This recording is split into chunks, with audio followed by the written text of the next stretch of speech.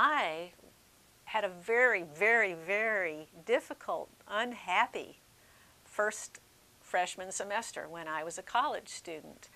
I was very homesick. I was far from home.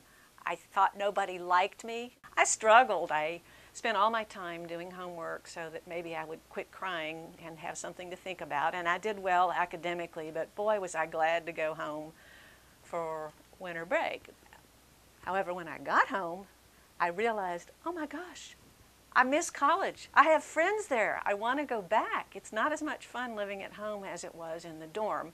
I went back and graduated and went on to grad school and so on and got this job. Who would have thought that the homesick freshman would gradually begin working full-time on freshman success? When I think about the really big collection of materials we've come up with over the years for University 100, one of our problems is organization.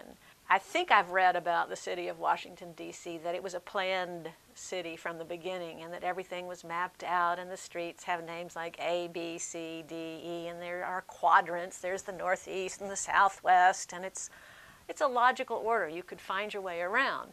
That's not how University 100 materials have been organized, and in fact they haven't. This year it occurred to us, that is to me and the U100 faculty who talk with me a lot, that we probably could be putting the course into Moodle, including links to these publicly available readings, and that's what we've begun doing. I think my first recommendation would be don't go alone into this. Work with as many of your willing colleagues as you can, because it's really hard not just to identify which readings you want to use, but also how to organize them and what to do with them. You need to make the readings legible not just from the standpoint of the freshmen, but legible to other faculty who want to teach with those readings. Work with other people, have lots of people looking at your materials to help you shape them into a format that makes sense, the way a traditional book often makes sense because it has the foreword, editor's note, table of contents. You need something like that to shape digital materials as well.